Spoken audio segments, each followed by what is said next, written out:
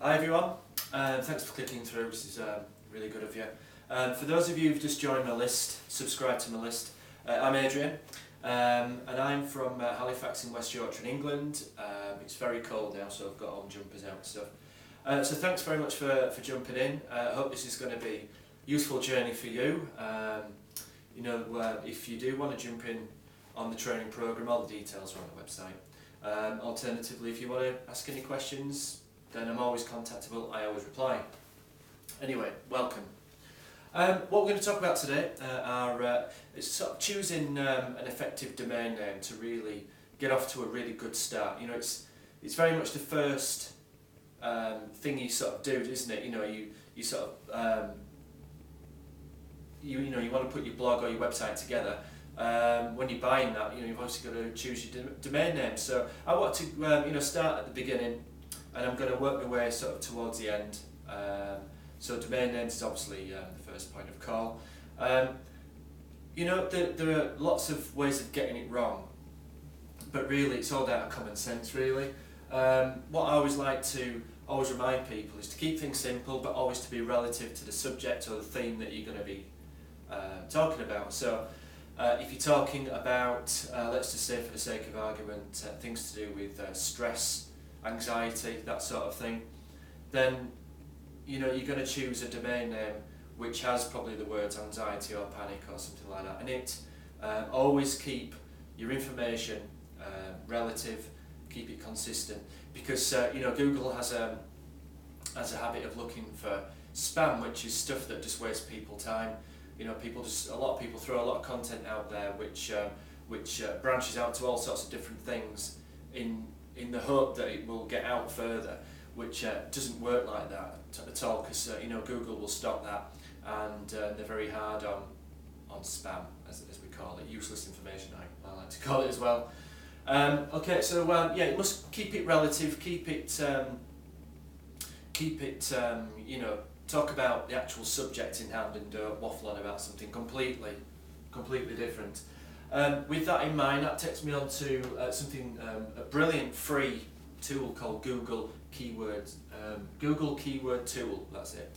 And what I do is, just to give you a little example, is that if I'm looking for a keyword or a domain name that is relative, and not only relative to the subject, but something that's quite short and snappy, more important, that's going to get traffic. And the great thing about this is that it will give you a list of keywords sort of relative to the keyword you put in, the title you put in. So if you put in, say, relieving anxiety into the search box on the keyword tool, it will give you the amount of global searches and local searches for that phrase that you've just put in, and then below it in a big table it will actually give you some other suggestions, just swapping a few words down and stuff. So say instead of relieving anxiety, it might say relieving anxiety in panic attacks, or relieving your anxiety, or relieving my anxiety. You get the picture. It's just a case of swapping a few words around. And then also what it does then, down the right hand side column, it will give you global searches and local searches as well, and even trending, which is brilliant sort of indicators. So for relieving anxiety, you might get something like 1,900 global searches in a month, or and then it might be sort of 900 local searches in a month. So you can sort of think, well, how much traffic do I want to drive towards this particular product or service? How much competition have I got? And that's very important as well. So if you were to be sort of happy with the figures that you were given for relieving anxiety, you could click on that, do it as a search on Google, and then it will give you obviously search results on the pages, and then you could sort of look at the sort of people that are posting content or have websites about relieving anxiety, and you can get a real feel for the sort of marketplace that you want to pitch in against. But there'll be much more about that later on. I just wanted to give you a little taste of the sort of information you can get from this, because I think it's amazing and it's free. But we all like free. The next thing I want to talk about domain names was don't go for single words. That's been and gone. It's never going to happen again because they've all been taken. So with that in mind, I tend to look for 2, 3, maybe 4 words there. Keep it clean, keep it straightforward, punchy, memorable. People have got to remember it, you see. When you're looking at putting your domain names together, try not to use things like dots and dashes, hyphens, all the symbols on your keyboard. Don't use them because Google looks at it as spam. They look at it as a spam indicator, so they put it in something called a sandbox. It's kind of like purgatory, if you know what I mean. You're kind of halfway between where you want to be, and it's kind of like a waiting room. And someone at Google will assess it, and they will decide, if they're going to rank it or not, basically. So try to stay away from using symbols in your domain name. Keep it clean, keep it punchy. With that in mind, if you keep the amount of characters you use in your domain name to 15 to 18 characters, again, it's not an exact science, but it will get ranked quicker. It's more straightforward, and again, people will just remember it better.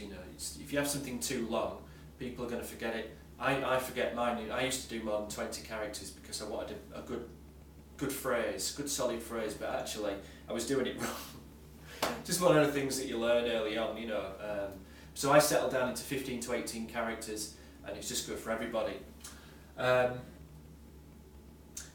So what I want you to do for a bit of homework is I want you to go into your search engine that you like to use, put in Google Keyword Tool, sign into it, and just get playing with it. Just put any sort of phrases that you might be wanting to give your blog or website, and look at the searches and see where's the traffic coming from, because you can direct traffic. You can go out and find traffic this way. Traffic isn't like the pot of gold under a rainbow. This is real. You can do it. So by using Keyword Tool, you can see what words that you're thinking of using.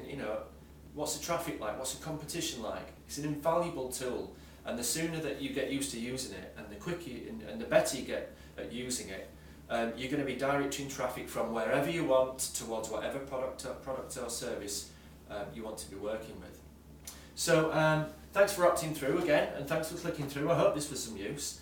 Don't forget that my training program is half price until New Year's Eve, midnight. It's going half price. Have a look, see what you think. Come and ask me any questions if you want, and I'll let you know. I've got some free training on the website, adrianwhitworth.com, which gives you a little bit of a taste for some of the important subjects that we need to cover. But with the training program, I go well deeper, very, very deep, and I do it side by side with you.